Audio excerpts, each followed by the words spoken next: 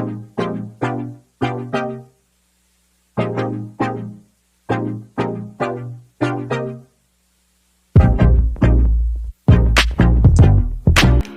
Friends, welcome back to my YouTube channel.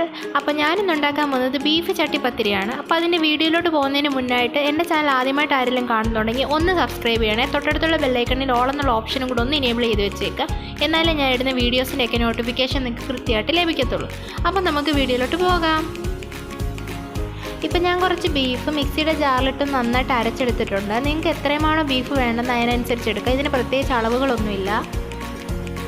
ഇപ്പം ഞാനിതിന് മസാലയ്ക്ക് ഒന്ന് തയ്യാറാക്കി എടുക്കാൻ വേണ്ടിയിട്ട് 2 സവാള ചെറുതായി അരിഞ്ഞ് വെച്ചിട്ടുണ്ട്, ഒരു പച്ചമുളക് ചെറുതായി അരിഞ്ഞെടുത്തിട്ടുണ്ട്, കുറച്ച് കറിവേപ്പില, ഒരു 10 അല്ലി വെളുത്തുള്ളി ചെറുതായി അരിഞ്ഞത്, ഒരു കഷ്ണം ഇഞ്ചി ചെറുതായി അരിഞ്ഞത്.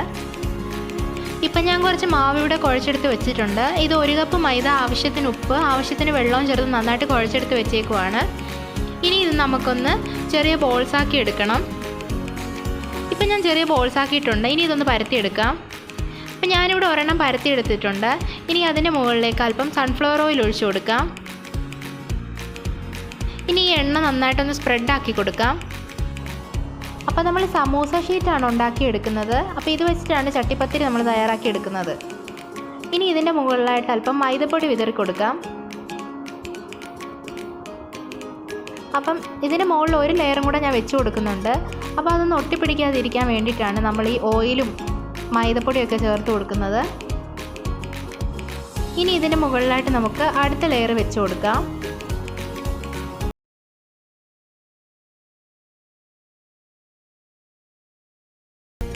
ഇനി ഇത് നന്നായിട്ടൊന്ന് പരത്തിയെടുക്കണം. പരത്തിയെടുത്തതിന് ശേഷം നമുക്കിതൊന്ന് ചൂടാക്കി എടുക്കണം. അപ്പോൾ അതിനായിട്ട് ഞാനിവിടെ ഒരു പാൻ വെച്ച് കൊടുത്തിട്ടുണ്ട്. പാൻ നന്നായിട്ട് ചൂടായിരിക്കുവാണ്. അതിലേക്ക് ഞാൻ പരത്തി വെച്ചിരിക്കുന്ന ഈ മാവൊന്ന് ഇട്ട് കൊടുത്തിട്ടുണ്ട്. അപ്പോൾ നമ്മളിനി ഇങ്ങനെ ഒന്ന് തിരിച്ചു കൊടുക്കാം. അപ്പോൾ എല്ലാ സൈഡും നന്നായിട്ടൊന്ന് ചൂടായി കിട്ടും. ഇപ്പോൾ ഒരു സൈഡ് ആയിട്ടുണ്ട്. ഇനി ഇത് മറിച്ചിട്ട് കൊടുക്കാം. ലോ ഫ്ലെയിമിൽ വെച്ചിട്ട് വേണം ഇത് നന്നായിട്ടൊന്ന് ചൂടാക്കി എടുക്കാൻ.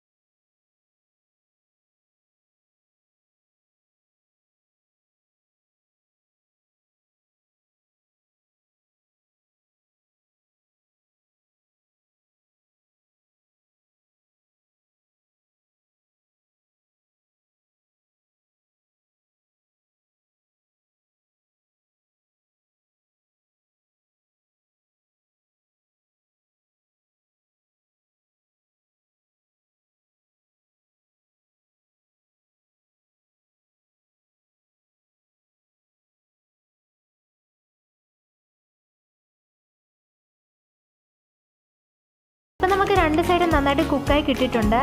ഇനി ഇതിൻ്റെ ഫ്ലെയിം ഓഫ് ചെയ്ത് നമുക്ക് പാത്രത്തിലോട്ട് മാറ്റാം.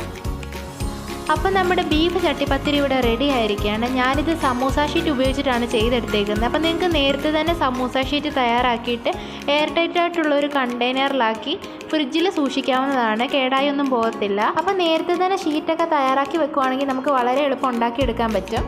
അപ്പോൾ ഈ വീഡിയോ ഇഷ്ടമായാൽ ലൈക്ക് ചെയ്യുക, ഷെയർ ചെയ്യുക, നിങ്ങളുടെ അഭിപ്രായങ്ങളൊക്കെ താഴെ കമൻറ്റ് ചെയ്യുക. ചാനൽ ഇതുവരെ സബ്സ്ക്രൈബ് ചെയ്തിട്ടില്ലെങ്കിൽ ഒന്ന് സബ്സ്ക്രൈബ് ചെയ്യണേ. തൊട്ടടുത്തുള്ള ബെല്ലൈക്കണും കൂടെ ഒന്ന് എനേബിൾ ചെയ്തേക്കുക.